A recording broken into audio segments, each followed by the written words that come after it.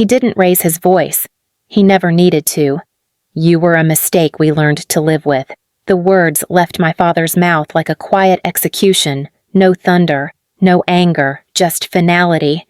I stood in the middle of the hospital corridor, fluorescent light humming above us, the taste of antiseptic thick in my throat. He adjusted his cufflinks as if the conversation were about numbers, not me. I tried to speak, but the sound died before it reached air. Behind him, the automatic doors opened and closed, slicing the silence like a metronome. Hours earlier, my mother had turned the hospital lobby into a stage. You're letting your sister die. Vivian's voice carried across the tiles, sharp enough to draw blood. She held a folder of my medical records high, then tore them open. Papers scattered white fragments of my body fluttering over the floor. People stared. Nurses froze. Someone whispered, "Security." I stood still, hands by my side, watching my history split into pieces. Vivian's face was flushed, her pearls trembling against her neck. "Do you think you can just walk away after everything we've done for you?" "You mean after everything you've done to me?" I said. My voice barely reached her, but she heard it. I saw the twitch at the corner of her mouth, the warning of another explosion. She stepped closer, eyes bright with fury. "Don't twist this. We gave you everything. You gave me what you thought I owed you for." I said. That stopped her, for a second. Even she didn't know what to say. Then the rage returned, familiar and absolute. "Your sister is dying." Ilara through the glass wall behind her. Celeste lay in bed, pale, fragile, wrapped in hospital white. Even sick. She still looked untouchable. She met my eyes and smirked the kind of smile that once made teachers forget I existed. Vivian followed my gaze. Look at her. That's what love looks like. That's what family means. My jaw locked. No. That's what control looks like. A nurse tried to calm her. "Mrs. Quinn, please." Vivian spun toward the woman. "Stay out of this." Then back to me, voice trembling from the force she was trying to contain. "You will do the transplant. You will save her. Behind her." My father arrived, silent as always. His presence cooled the air. "James," my mother said, breathless. Tell her she doesn't have a choice." He looked at me with the same expression he used for late bills or broken contracts. "Your mother's right. This family has done enough bending for you. I waited for something pleading, doubt, anything human. Nothing came." My throat tightened. "You could at least pretend to care whether I want to live through it." He sighed. "This isn't about what you want. It's about doing what's expected. And that was it. No fight, no emotion. Just duty dressed as love." When they finally turned away, the sound of their heels faded down the hall, but his sentence stayed an echo that wrapped around my ribs and refused to leave. I didn't chase after them. I didn't beg. I simply breathed, once, steady and low, and told myself the truth for the first time. Silence wasn't peace. It was the leash I'd mistaken for love. I found myself back outside Celeste's room before I realized I'd walked there. The glass separated us, as it always had. She was propped against the pillows, pale skin against sterile sheets, scrolling on her phone like the world owed her one more chance. When she noticed me, she smiled, not the kind that reached her eyes. "You came to look, or to feel guilty I came because Mother told me to," I said. "She still thinks you'll change your mind," Celeste murmured. "She says you just need reminding who the real family is." "She means the obedient one," I said. Celeste's laugh came soft, almost pitying. "You've always liked pretending you're different, but you're still standing outside that glass, aren't you?" Her words stung because they were too precise. I looked at the reflection, hers calm, mine shaking. Vivian's heels clicked behind me. "Ilara, if you're going to stand here, at least come inside and be useful." I'm not a nurse, I said. You're her sister, she snapped. Start acting like it. I turned toward her. You keep saying that like it makes it true. She moved closer, whispering so only I could hear. You owe her your life, Ilara. Don't ever forget that. I never had a chance to. I said, you remind me every day, for a heartbeat. Her expression softened, then she straightened, smoothing her blouse. When you were little, you used to sit by her bed and hold her hand. You said you'd never let her go. I was 6, I said, and you made sure I never grew out of it. Vivian turned away before I could see if she'd flinch. Through the glass, Celeste raised her phone, framing me in the camera. Smile, she said, voice light. Mother hates when you look ungrateful. I stared back at her lens, unmoving. Her finger hovered over the screen, waiting for a reaction. I'm done posing, I said. She lowered the phone, eyes narrowing. Then, stop pretending you still belong here.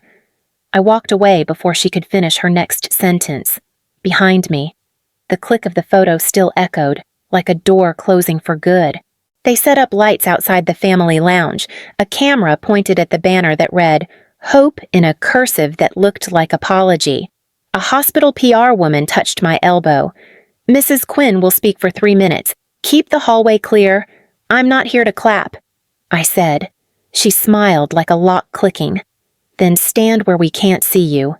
Vivian stepped into the glow. Pearls straight, voice already soft. We're grateful for the support. My daughter Celeste is fighting with grace. The host and anchor with careful hair nodded into the lens. And your younger daughter, Ilara. She's chosen a private path during this difficult time. Vivian turned her head just enough to show pain. Ilara has always been private. Silence is her way of loving. My throat warmed like a bruise. I moved closer to the monitor. The anchor leaned in. There were reports of tension earlier today. Vivian's lashes lowered.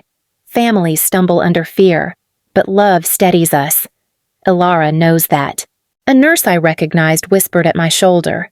Do you want me to move them? Don't, I said. Let her finish her sermon. Vivian lifted a sheet of paper from the podium, empty, a prop. We believe in doing what's right, she said. We believe in giving. Even when it hurts, I said, not loud, but near enough for the PR woman to wince. She means making me bleed on cue. The PR woman hissed, Please, Miss Quinn. Celeste appeared behind the glass, eyes bright, face lit by the broadcast. She pressed her palm to the window like an actress taking a bow. Into the camera. Vivian smiled through a tremor. Ilara has promised to stand with her sister. I promised nothing. I said.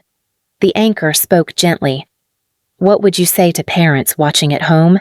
Vivian breathed as if drawing courage from the air itself. I'd say, hold your children close, and when one falters, remind the other what family requires. The nurse beside me flinched. She shouldn't say that. She just did, I answered. The anchor searched Vivian's face for more tears. Some have accused you of pressuring Ilara? Vivian shook her head slowly. No mother pressures a child she loves. She guides her. She invites her to be brave. I felt the heat break under my ribs. I stepped into Frame's edge, still technically off camera, and said to the PR woman, If guiding means forging, you should warn your legal team. She stiffened. I don't understand. You will, I said. Vivian spotted my reflection in the dark edge of the monitor and brightened, as if I were proof of her story. There she is, she told the anchor, voice tender. Our Ilara. She came to support, even if she can't speak yet. I met the nurse's eyes. I can speak. She nodded once, then picked the right room to do it. On screen, the anchor offered sympathy like a benediction. We wish strength to the Quinn family. Vivian closed her eyes as if absorbing blessing. Thank you. We accept every prayer. The red light on the camera went dark. The room exhaled. Vivian turned from the microphone and found me at the edge of her stage. "You embarrassed yourself," she said quietly. "You weaponized my silence," I said. "Don't be cruel," she whispered. "Be useful." I stepped closer, letting the crew hear every word. "I'll be accurate." The anchor tried a soft exit. "Mrs. Quinn, can we get a family photo?" Vivian recovered in a breath. "Of course," she said, lifting her chin toward the glass where Celeste waited like a centerpiece. "Ilara, stand with us." I didn't move. The PR woman tried again. "Please, Miss Quinn." Celeste held up 2 fingers behind the glass victory, or a peace sign meant for a camera that never punished her. I said, "Take the picture without me." Vivian's smile thinned. "You will regret this." "I already do," I said. "And I haven't even started." The anchor cleared his throat, suddenly aware of the air shifting. "We can reschedule," he offered. Vivian put a hand to her pearls, smoothing control back into place. "No, we continue." I turned away, feeling her stare burn between my shoulder blades. The nurse fell into step beside me. "Are you safe?" "I'm done being safe," I said. "I'm going to be precise." We passed a cart of untouched bottled water and a stack of glossy pamphlets preaching family courage. Behind me, Vivian called my name with a sweetness that didn't reach her teeth. I didn't look back. I walked toward the elevators and pressed the button without shaking. The doors opened on an empty car. The panels slid together, cutting the corridor in half. Her stage on one side and my breath on the other. The apartment felt smaller when I walked in that night, like the air already knew what I was about to uncover. I turned on my laptop and scrolled through the folder I hadn't opened in months. The file was still there. National Donor Registry. I clicked. The email loaded slow, like it didn't want to be read. Compatibility test results, no biological match detected. Date stamped 6 months earlier. I read it twice, then again, until the words lost shape. They had known. Vivian had known when she tore those papers in the lobby, when she called me selfish, when she made the world believe I was refusing to save my sister. My phone buzzed. "Dad, why are you calling?" I asked, "to see if you're calm." "Calm," I repeated. "Is that what you call it when your mother performs grief for a camera? She's under pressure?" He said, "We all are." From what the truth he exhaled. "Don't start. Your mother's trying to protect this family. You should do the same." By lying? By being quiet. You've caused enough damage for one day. The edge in his voice sliced through what was left of my restraint. You watched her humiliate me in front of strangers. I watched her fight for your sister's life, he said. You make everything about you. She made me about her, every breath, every headline. He paused long enough to sound almost human. You could still make it right. Ilara, do the transplant. End this noise. I can't. I said, and you'd know why if you ever read a single piece of paper before signing it. His silence stretched. Then the voice I remembered from childhood, the one that decided things returned. You will regret this defiance. I already do. I said, but not for the reasons you think. The line clicked dead. I stared at the monitor again. The email looked colder under the glow of the screen. 6 months they'd held this truth, turning me into their villain. I forwarded it to my own account, then to a name that still made me feel safe. Laura, my attorney. Subject for record, just in case. Before closing the laptop, I opened my notes app and typed 3 sentences. Tested October 19th. Results received October 24th. Not a match. Then I added one more line. Without thinking, you can't love where you're not allowed to exist. I saved it. The blue light reflected off the window like a second self-quiet, awake, and finally dangerous. Dr. Laird called the next morning. His voice carried that calm that usually comes before bad news. Miss Quinn, could you come in? There's a discrepancy in your donor file. I was already dressed before he hung up. The elevator ride back to the hospital felt shorter this time, as if the building wanted me back for the next round. When I entered his office, He stood by the computer, glasses low on his nose. A folder sat open on the desk, papers clipped with surgical precision. Discrepancy, I asked. He nodded toward the monitor. 2 sets of data were uploaded, yours and your sister's. They don't align, meaning they don't share genetic markers consistent with siblings. My stomach turned hard. Run it again. We already did. Twice. He hesitated, then slid a page toward me. Ilara, these results indicate no biological relation. For a moment, I could only hear the clock. Then I said, "You're saying I'm not her sister." "I'm saying," he replied gently, "the data confirms adoption or non-biological parentage. I'm sorry you had to find out this way." I sat down because standing felt impossible. They knew. Didn't they? He didn't answer. He didn't need to. "Dr. Laird," I said, keeping my voice steady. "I need every document printed and signed. I'll handle the rest." He nodded. "You'll have them within the hour." When I stepped into the hallway, the air shifted. My father was waiting near the window, hands in his pockets like he'd been rehearsing this scene. "I told you to stay home," he said. "You told me to be quiet," I corrected. Different command. He glanced past me toward Laird's office. "Did you speak to him?" I did. And you lied to me my entire life." He inhaled sharply, but his face stayed blank. "We did what was necessary. You built a daughter to harvest her." He took a step closer. "Watch your tone." I said. "It's the only thing you ever let me own." The line of his jaw twitched. "Your mother thought it was better this way. We wanted to protect you from the truth. You wanted to protect the performance," I said. "The one where we looked whole?" He lowered his voice. "You think exposing this will fix you, it'll destroy everything. Then maybe it should," I said. We stood there, him carved from habit. Me from fracture. He finally whispered, "You're still our daughter." "No," I said. "I was your insurance policy. The coverage just expired." He didn't stop me when I walked away. Outside, the sunlight was too clean. I sat in my car, the envelope of documents on the seat beside me, and opened my notes again. Under the line I'd written last night, I added another, "They built me for a purpose they can't control anymore." The reflection in the windshield looked like someone I was still learning to recognize. They'd turned the atrium into a stage by the time I arrived. The banner read, "A Mother's Hope."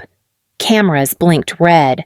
The same anchor from earlier adjusted his mic. The PR woman spotted me and stiffened.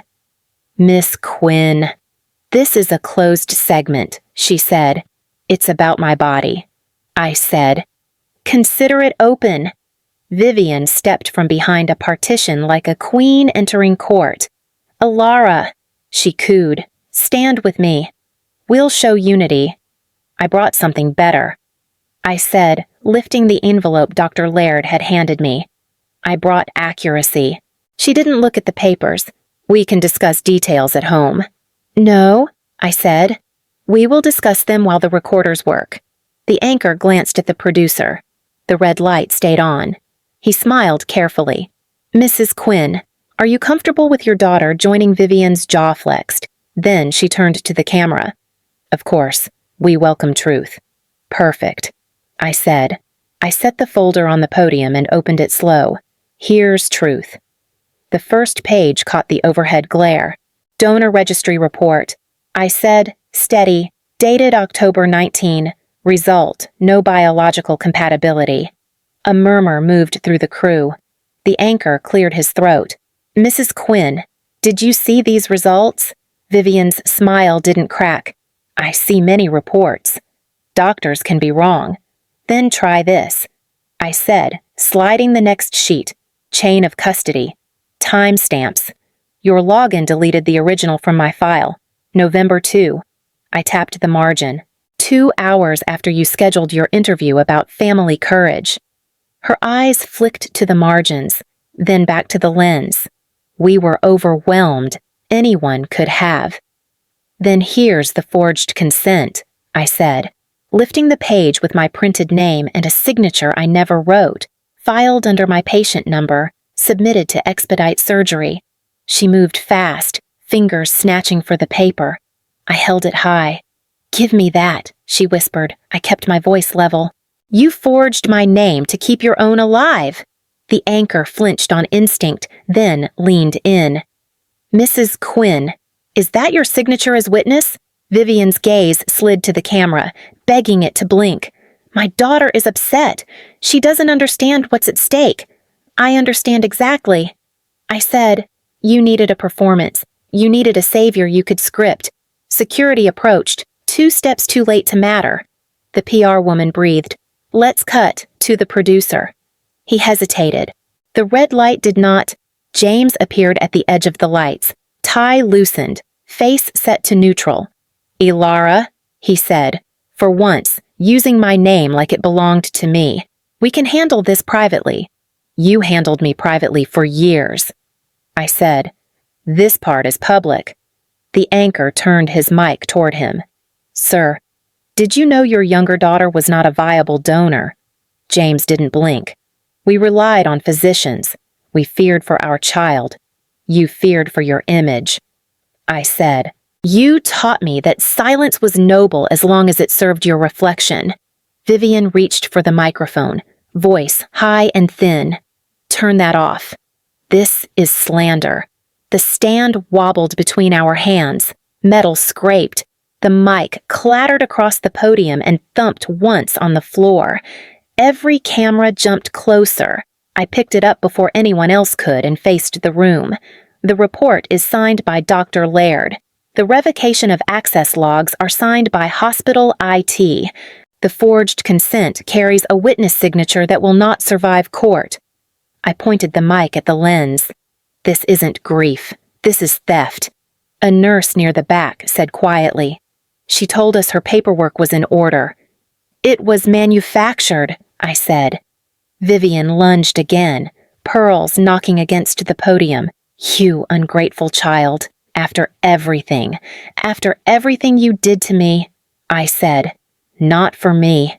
She froze, dragged in a breath like drowning air, and aimed her pain at the camera. "I did what any mother would do." "No," I said. "You did what a manager would do when the product fails." James stepped closer, palm out, soothing. The old mediator. "Enough. We'll end this now." The anchor held his ground. "One question.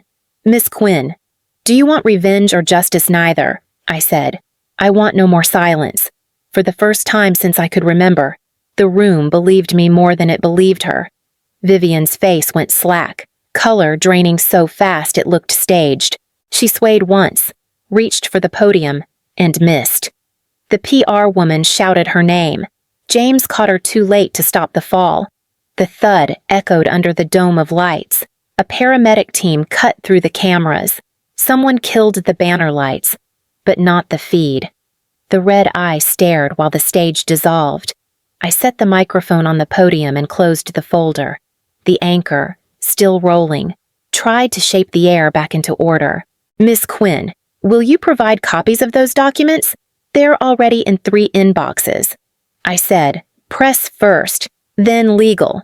James looked up at me from the floor where he knelt by his wife. "You'll tear this family apart. You did." I said, "I'm just naming it." Security finally moved to guide me aside. I stepped past them without resistance. The PR woman reached for the folder. I slid it under my arm. "Chain of custody matters." I told her, "You'll learn."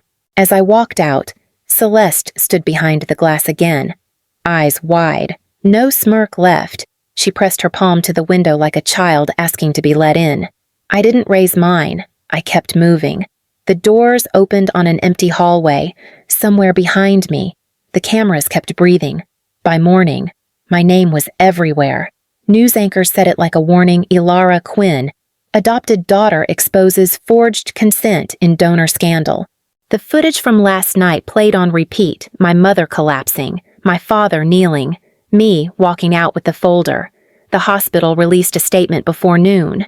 The administration is cooperating fully with the investigation. No apology. No mention of me. Laura called first. "It's gone viral," she said. "Press requests, ethics boards, hospital council. You're trending under Truth Daughter." I didn't plan a brand. I said, you built one anyway, she answered. And they're terrified of it. My phone lit again, James. I let it ring twice, then answered. You've destroyed us, he said. No, I replied. You filmed the destruction years ago. I just turned the lights on. Your mother could die from this stress. She nearly killed me from hers. You're still our blood. Check the files. Dad, I said. Even that isn't true. He hung up before I could breathe. By afternoon, Celeste's account disappeared from every platform. The last post left up was a photo from last week, her in bed. Vivian beside her, captioned, Faith and family, heal all things. The comments now were different. Liar, manipulator, actor. That night, Laura came over with takeout and a file folder of her own. Ethics board wants your full statement, she said. I already gave it to the world. This one goes on paper. I signed the forms without reading them. The pen didn't shake. She studied me. You okay? I'm breathing. I said, that's new. It's mine.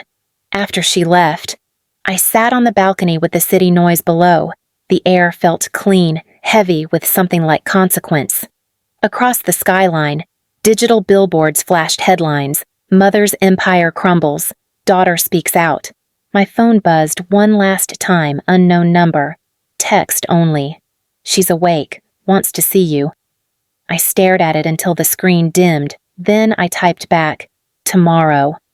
The word looked strange in my hands, like a promise that finally belonged to me. Celeste was waiting on the bench outside the hospital wing, wrapped in a gray hoodie, her hospital wristband still cutting into her wrist. When she saw me, she didn't smile. She didn't look away either. You came, she said. You texted. I answered. The pause between us was heavier than any word either of us could invent. She looked down at her shoes, then at the asphalt. They told me she's stable. Mom, I know. I said. I read it before you texted. Her hands tightened around the edge of the bench. Everyone hates us now. Reporters camped outside the house. Dad won't talk to anyone. You mean he can't control the story? I said. Her eyes flicked toward me. You really think this was all control, I don't think, I said. I lived it. She leaned back, face pale. They kept things from you. I didn't know that. You didn't care to, I said. She nodded once. Slow. Maybe. I didn't want to see it. Mom said you were built for strength, that you could handle what I couldn't. She meant I could handle being used. She laughed, dry and small. She didn't call it that. I know, I said. She called it love. The word stayed between us, wrong and familiar. Celeste rubbed her wrist like she could erase the bracelet. They only kept you in case I needed something one day, she said finally. I know. I'm not asking for forgiveness. She added, good. I said, because I'm not offering it. She exhaled, eyes closing. You ruined everything. I ended the lie, I said. They built us on it. Maybe I needed the lie, she whispered. Then it was already killing you. She opened her eyes. Do you hate me? I shook my head. No. Hate means I still want something from you. The nurse at the entrance called her name softly. Celeste stood but didn't move yet. They'll discharge me tomorrow, she said. I don't know where I'll go. Wherever you choose, I said. For once, it's yours. She hesitated, like the words didn't fit inside her. You sound free. I am, I said. She gave a small, tired smile. Then maybe one of us survived this right. When she walked back inside, the automatic doors hissed shut between us.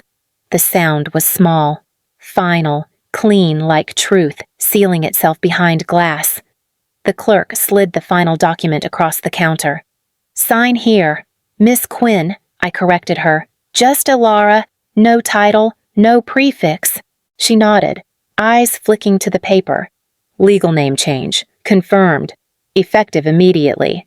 The pen felt heavier than it should have. I signed once. Clean. The new name stared back at me. Alara Quinn, kept by choice. not inheritance. When I stepped outside, James was waiting near the steps. He looked smaller in daylight. "So it's official," he said. "It was always official." I answered, "You just built it on a lie."